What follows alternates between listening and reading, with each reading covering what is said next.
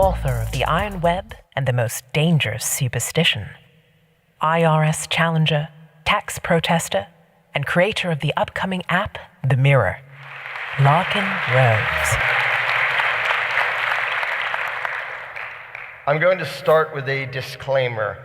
This week I've heard a lot of people talk about nonviolent communication and compassionately talking to people, and I talked about that in my seminar that I did a few days ago. And I just want to warn you that this morning I'm going to be abrasive and offensive and say swear words. Now that might lead you to assume that I disagree with all those people who said those other things, and I actually don't. And so I hope you're not so offended that you run out of the room before the end, because then I'm going to explain why I'm happy that different people use different approaches. Voltaire is quoted to have said that if you want to find out who rules over you, find out who you're not allowed to criticize. And most Americans these days will say, well, sure, that applies to tyrannical regimes and stuff, but here, we're allowed to criticize anybody we want. We're allowed to say bad things about the people in power and stuff like that. And to a certain extent, that's true. For the most part, you can bash the control freaks at the top of the authoritarian empire, and they won't kill you. Every once in a while they will, but usually they won't. However, there is a form of censorship that is more effective and more insidious than old-fashioned state brutality of you criticize us, so we're going to beat you up. And that is the censorship that comes from people censoring each other, from people being indoctrinated to a point where they don't allow others' opinions that clash with things that they were trained to think and assume and basically worship. And I think a good measure of what people dare to say, what people dare to discuss, and sort of the limits of what you're allowed to say in polite company or even impolite company is the way comedians talk, because a lot of comedians go out of their way to be edgy and push the envelope and be as offensive as possible to make people laugh. So where are the areas that they won't go? I mean, they'll talk about poop, and they'll talk about sex, and they'll talk about whatever they can think of that might offend you and make you laugh. But there are places they won't go. Now, admittedly, they will bash politicians. Most of them reserve it for bashing right-leaning authoritarian collectivists and give a pass to the left-leaning authoritarian collectivists, which is a little bit pathetic, but oh well, at least they bash some of them. And some of them will even bash some police, but they usually put in the pathetic bootlicking disclaimer of, well, I'm not saying all police. Most police are brave men and women who yada, yada, yada, blah, blah, blah, but some of them are nasty. So they'll go that far. But there are things they won't say. There are people and there are concepts and beliefs that most comedians, no matter how offensive they like to be, don't dare to say. I'm here to say those things today. And I can think of no better example than fuck the troops.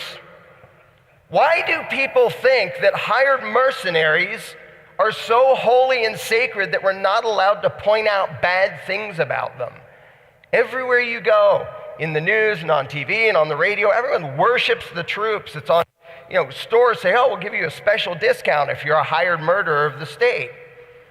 And you're not allowed to come out, you're not even allowed to come out and point out and show video, look, here are the US troops committing murder. Well, you're a horrible traitor for pointing that out, because we've been indoctrinated to worship a gang of people whose job it is to go to the other side of the world, blow shit up and kill people, and heaven forbid you ever criticize the people who do that.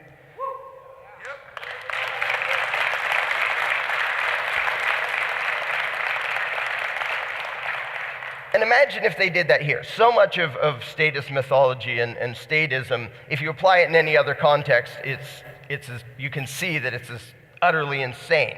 For example, somebody says, hey, yeah, I work hard to protect you. Okay, what did you do? Well, there was a bad guy the next neighborhood over. Oh, and you went and stopped him? Yeah, well, how'd you do that? Well, we strafed the neighborhood with bullets for about a month. We dropped several tons of bombs on it. We killed 200 or 300 civilians, but we got the bad guy. Now, who would say, wow, thank you for your service. Thanks for protecting me. Nobody. We'd say, you're a fucking lunatic. Stop doing that.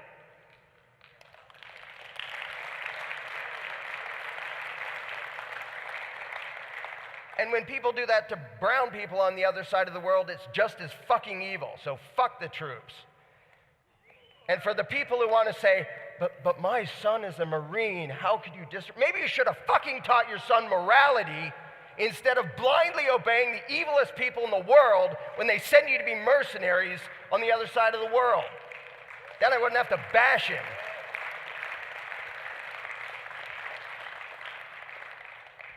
But they're fighting for our freedom. How much of this statist bullshit are people going to repeat before they think about it? Yeah, because the guy in a cave in Afghanistan, he was totally going to come over here and conquer and enslave all of us, if not for the brave U.S. troops driving around in Humvees on the other side of the world. Yeah, they were definitely going to enslave us. How does anybody believe that? And I made a video called, I forget what it was even called, but about what do you think the troops are protecting us from? What do you really imagine? Literally describe what you think would happen if there weren't U.S. military bases all over the frickin' world. Who do you think is going to come here and forcibly dominate 300 million Americans, 100 million of whom are armed? It's a total freaking joke that we need a military at all, and it's utterly insane to say they fight for our freedom when they work for the one organization that is actually a threat to the freedom of the American people, which is the United States fucking government.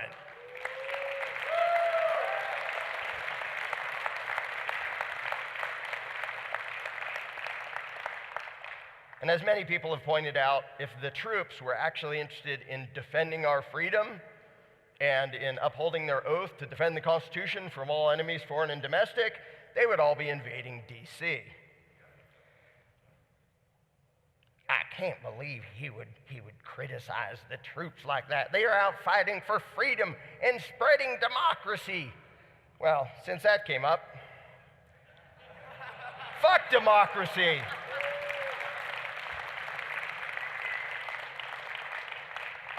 Democracy is a nice term for the majority violently oppressing a minority, and we're taught that that equals freedom. The best example I can think of democracy, pure democracy, direct democracy, is called gang rape, and it's not okay. It's not okay for the majority to force its will on the minority. And of course, what it actually does, and we all know this, but most of the world thinks, yeah, democracy is how we work out our differences. Democracy is what keeps us at war with each other. It keeps us clamoring to government. Please force my neighbors to fund what I believe in. Force them to behave the way I want them to behave. Meanwhile, the neighbor is saying, no, force him to be what I want him to be. Democracy is not freedom. It's the exact opposite. It makes perpetual warfare, and it always will. Now, some people are going to say, this is not a democracy. This is a constitutional republic. Don't worry, we'll get to that. So in addition to they're fighting for our freedom, which is bullshit, and they're spreading democracy, which A, they're not doing, and B, if they were doing, would be evil anyway, one of the most ridiculous things is they're fighting for our flag.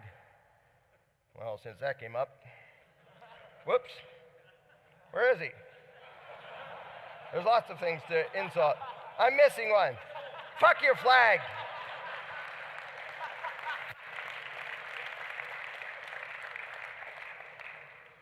What? He's insulting Old Glory, Stars and Stripes? Yeah, I am. Do you have any frickin' idea what it is you're worshiping? Well, to me, it represents freedom. Well, to me, it represents tuna noodle casserole. But what does it actually represent? If it represented freedom, would it be flying in front of every office of the biggest extortion racket in the world, the IRS? No. Is anybody who says it means freedom complaining about that? The fact that it flies in front of every DEA office, ATF office, the TSA, it's on all their uniforms, the U.S. military, it's on their uniforms. Does anybody point out, why is it that the oppressors of the U.S. and the world wear the symbol of freedom on their uniforms? Because it's not the symbol of freedom. What is it? I'll give you a hint. It's a hint you've heard about 7 bazillion times. I pledge allegiance to the flag of the United States of America and to the republic for which it stands. A republic is a ruling class. When you pledge allegiance, you are swearing loyalty to your political masters. It doesn't have a goddamn thing to do with freedom. It has to do with Stockholm Syndrome and swearing allegiance to a bunch of control freaks. That's what the flag means. That's what the flag actually represents. It means the territorial jurisdiction of a ruling class. Fuck your flag.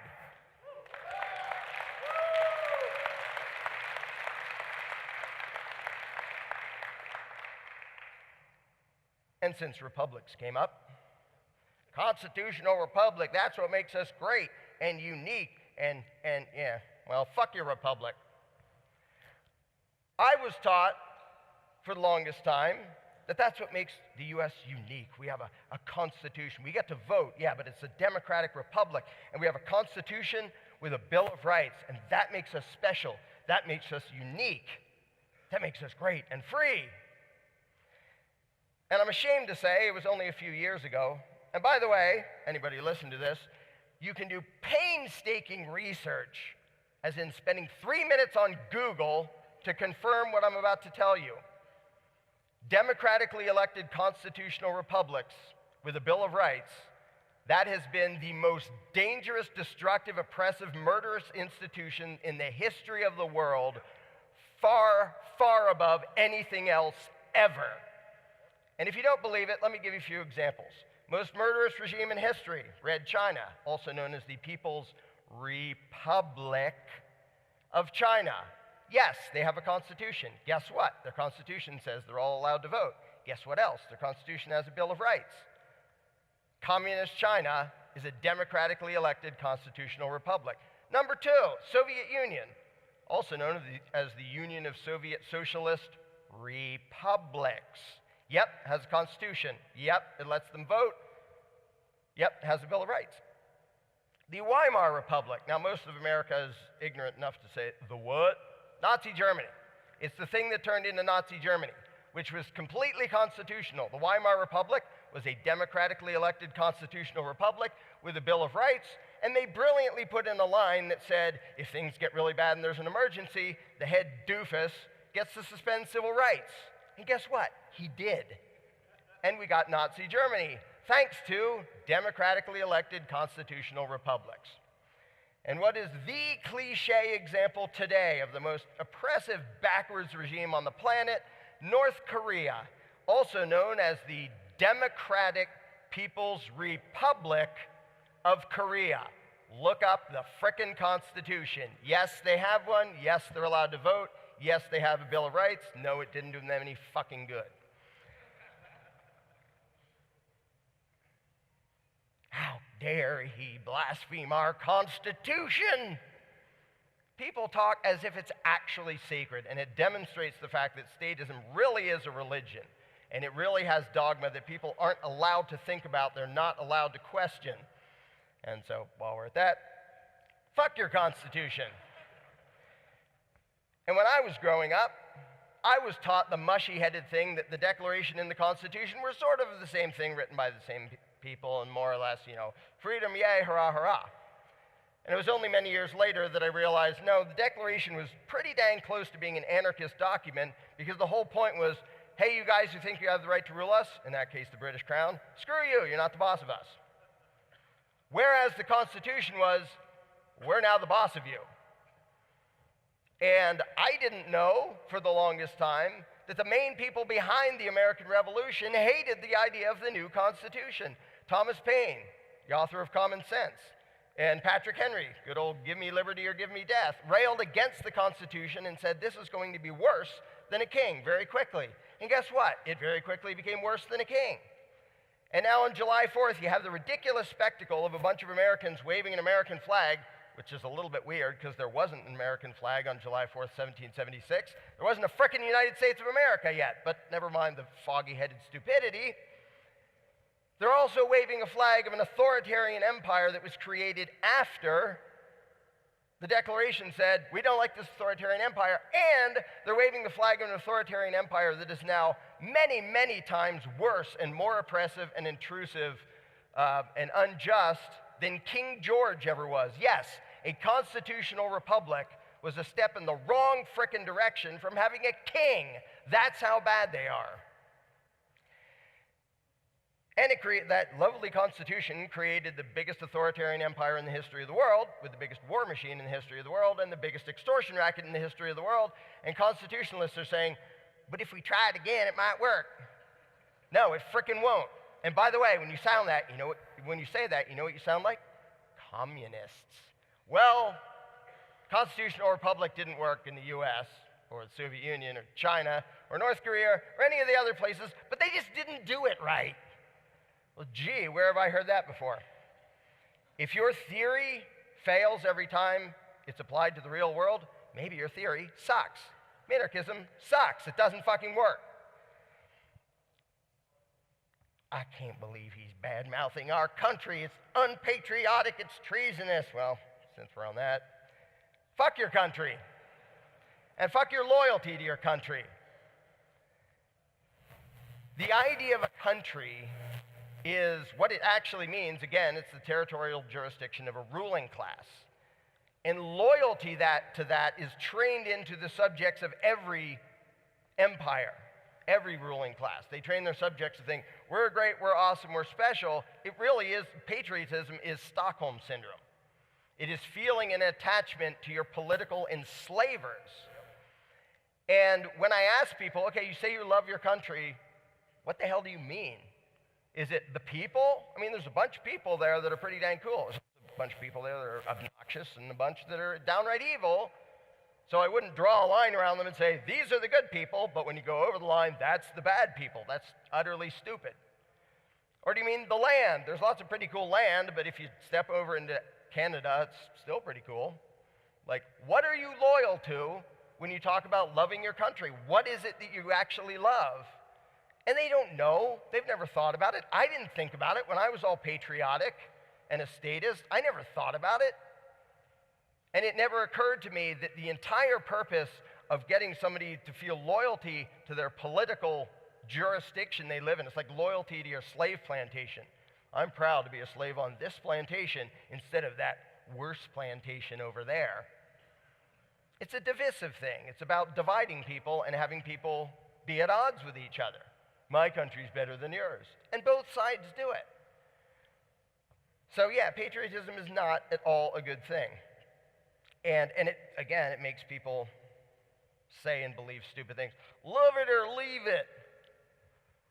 Which, at least that's not quite as bad as my country, right or wrong, which is I'll be loyal even if we're the evil guys.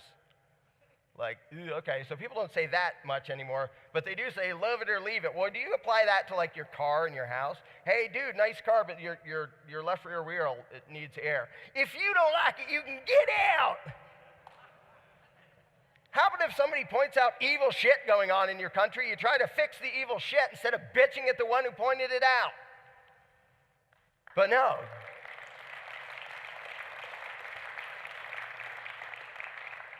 But no, we need blind loyalty to our masters because anything else is treasonous.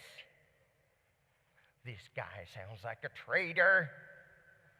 He's an offense to all of us decent, law-abiding taxpayers. Well, since that came up, fuck law-abiding taxpayers.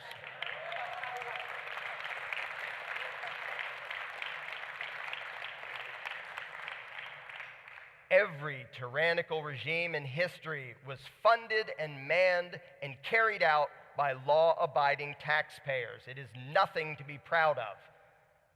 And people don't even think about the terms they use. Law-abiding. That doesn't mean good. It means you're doing whatever the hell the politicians tell you to. Taxpayer. That doesn't mean you give your money to good things. It means you give your money to politicians. It is the essence of Stockholm Syndrome to be proud to say, I do what the politicians tell me and I give them my money. And that's what law-abiding taxpayer means. Every regime, every army, government doesn't create any wealth, it steals it. It steals it from law-abiding taxpayers. Now, I can sympathize with people who get robbed and out of self-preservation go along and they give, they hand over money, like, the victim of a carjacker.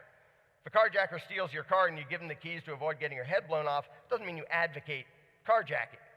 And for the people who, pay up to avoid being caged or robbed or whatever else, I can at least understand that when you express pride in it, that's utterly insane. Well, I'm proud to pay my taxes. No, you're not. That's the lie you tell yourself to deny the fact that you're a victim. You're enabling your abuser. And that's why I use the term battered citizen syndrome. Because that's really what it is. It's an exact parallel. Well, yeah, they steal our money and they boss us around and they do all this evil crap. Well, how about we don't have them? No, we can't. I don't know. I can't even picture life without them. And they really love us and they really care and they're trying to take care of us and they'll probably be better soon. And it's sad. It's funny, but it's sad because that's what the American people do. That's what the people of every country do, is they make excuses for their oppressors. And then they take pride in being law-abiding taxpayers and pretend, we're proud to pay my taxes. Really? So if there wasn't a threat, if you were just left in freedom, you'd spend hours filling out long, stupid forms and then give a giant pile of money to the federal government and a pile to the state and a pile to whoever else? Really? And you'd pay for every single thing on the list on what's in the federal budget? Really? You do that voluntarily? No, you wouldn't. You're lying to yourself and you know it. Even if there's some things that you would fund voluntarily, first of all, the government version is always idiotically inefficient and corrupt. But even if there's some things like, roads, I wouldn't mind paying for roads. Cool. What do you mind paying for? Everybody has things that the government does that they don't like, which means everybody who pays taxes doesn't really want what they're forced to pay for. So to pretend I'm proud to pay my taxes, it's sad.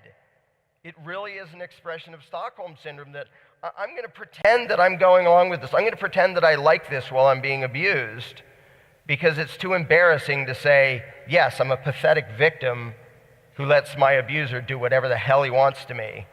And I do nothing to resist, not even speak out, not even condemn his actions. And that's what it is to express pride in being a law-abiding taxpayer. It's to express pride in being a slave, and that's just sad. So yeah, fuck the troops, fuck democracy, fuck your flag, fuck your republic, fuck your constitution, fuck your country, and fuck law-abiding taxpayers. Now, I would like to do a drastic downshift. Put something more pleasant up there.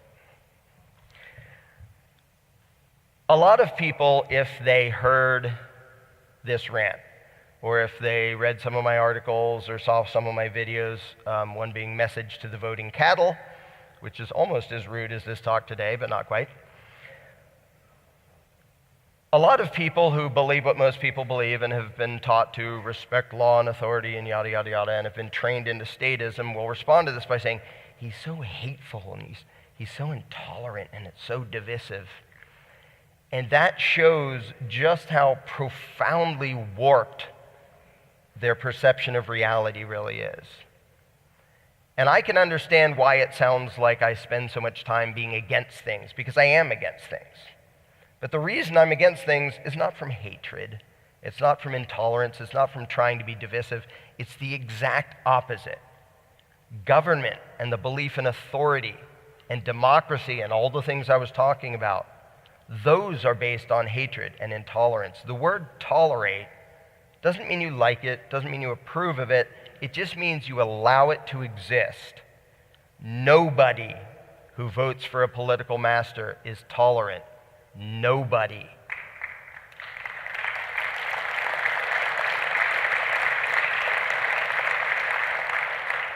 Because you are always trying to empower somebody to force your will and your preferences and your values onto others. That isn't tolerance. And the fact that you've been taught that, well, if you do it this way and call it democracy and vote and it's legal, then it's okay. No, it's not. That's the mythology you were taught to trick you into advocating evil and thinking you're compassionate and tolerant. And it's mostly the political left that loves to wear the label of compassionate and tolerant. And I love to point out to them, yeah, you're caring and you love other people and you voted Democrat and you like the welfare state. And so you're some of the people who voted to have me put in a cage for a year for not paying tribute to your political masters. Thanks for being so compassionate. I really appreciate it. And of course, Republicans do the same thing. All candidates do the same thing. Everybody who votes for a politician wants me violently forced to fund whatever they think the state should do. And to be open and fair, I did that too when I was a statist. I voted for people to be robbed for what I thought was important, what I thought was needed. Meanwhile, I would bash them for trying to vote for people to rob me for what they thought was needed because I was a total freaking hypocrite, as every single statist is. Eventually, I noticed the contradiction, I noticed the hypocrisy, and I started to whittle down what I believed in. Government, all right, yeah, involuntary taxes, that's not okay.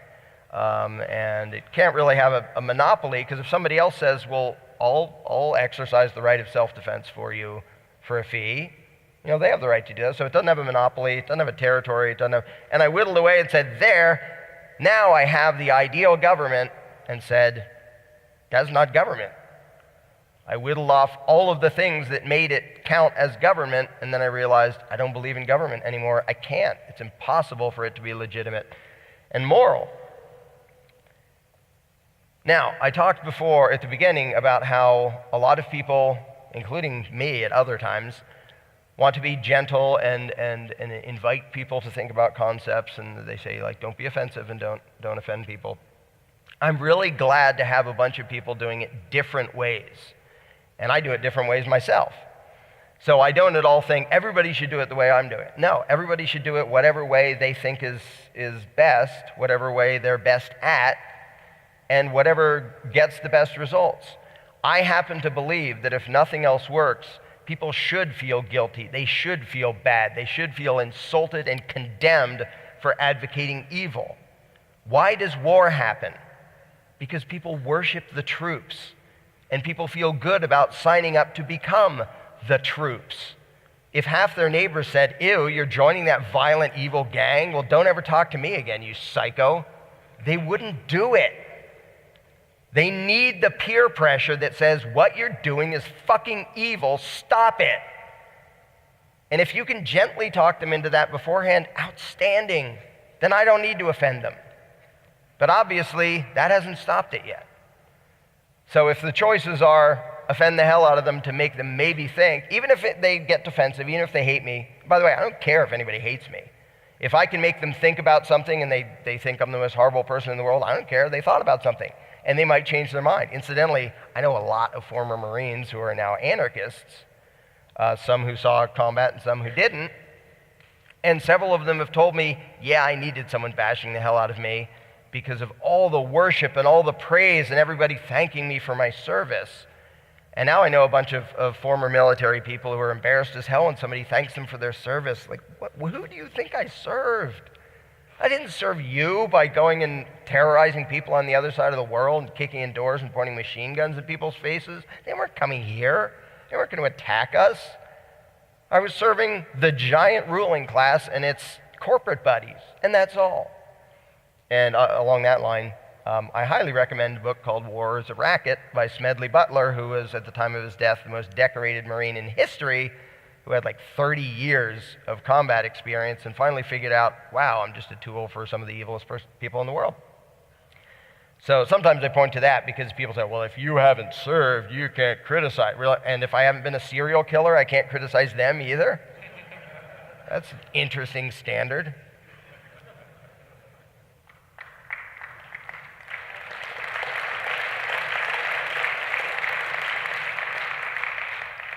But these things that are felt sacred by people, the Constitution and the flag and yada yada, everything I just went out of my way to insult, that is the mind control, that is the indoctrination that is necessary for evil to continue, and it's why I bash it. You know, the whole notion of nationalism, and like my country's better and your country's that. You can't get giant groups of people to have wars with each other unless you fabricate a distinction. This is team A, this is team B. You know, imagine there aren't national boundaries and people are living their lives and somebody says, we really need to like go kill the people that live on the other side of the world. You say, what? What are you talking about? Like, instead of, well, we'll draw a line around them. That's called Russia. This is called the US. These people should all be scared of those people. Meanwhile, their ruling class is saying, these people should all be scared of those people. Nationalism is totally a divide and conquer tactic. Everything government does is based on fear and hatred and intolerance and divisiveness. They can't function any other way. Who the hell would say, yes, you can have power over me, if the guy didn't first say something really, really scary is going to happen unless you give me power over you? They have to keep us afraid. Who the hell it would feel like, we're safe, we're happy, everything's going fine. You know what we need is a big, violent, dominating psycho stealing our money and bossing us around. And so government and the belief in authority, that is what is intolerant. That is what is hateful. And here's the part I don't usually talk about, and I should more often. It's more fun to just rant and rail. First of all, what I hate is not the people. It is the ideas. It is the insane superstition of authority and government and all that goes along with it, all the political mythology we were taught. Why I bash those things? Yes, I'm very much against those things. But why? Why bother to be against them? I bash those things. I spend my whole life bashing those things in one way or another, not because I hate those people, but because I love humanity. And I see what humanity is supposed to be. And I see the millions of people kept in cages for having the wrong plant. And I see the hundreds and thousands or millions of people who are killed as a result of nationalism and authoritarianism. And I care about those people because they're human beings. I rail and rant and rave and get angry because those are human beings, real human beings, going through that, being subjected to that. And yeah, that pisses me off, and it makes me rant and rave because I have compassion, because I have empathy, because I actually love humanity. And ideas that are antithetical to humanity, ideas that are literally murdering millions of people, they have to be condemned. They have to be done away with. But I think it is worth pointing out why I do that and the love behind it. Because I may not sound very loving when I'm standing up here insulting everything that so many people hold dear, but it really is from that. It's because what people hold dear, they were trained to hold dear, to make them into slaves, to make them into agents of evil, to make them into cheerleaders for authoritarian domination. And that's not okay. And that's not what humanity is supposed to be. That's why I bash this. That's why I rail against it pretty much 24 hours a day. Because I know what humanity is supposed to be. Because I can imagine a world of peaceful coexistence, like we all can. And because I see what we have instead, and it's evil, and it's horrendous, and it has to change. I bash authoritarianism because I love humanity. That is why I insult people's bad beliefs. That is why I'm an anarchist. Thank you.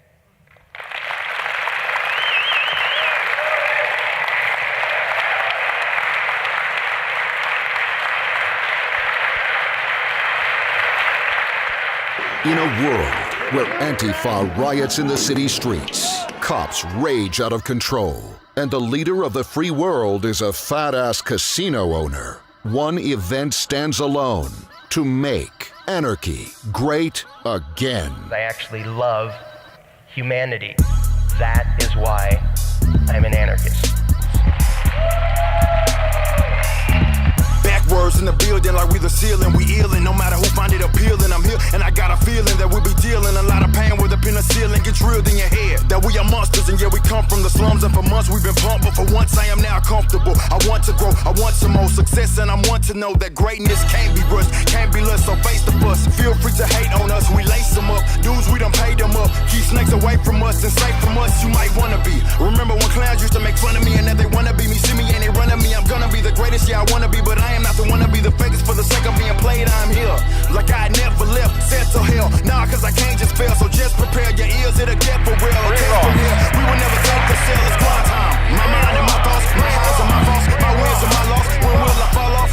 It's a test for me. You are now listening to Veracity.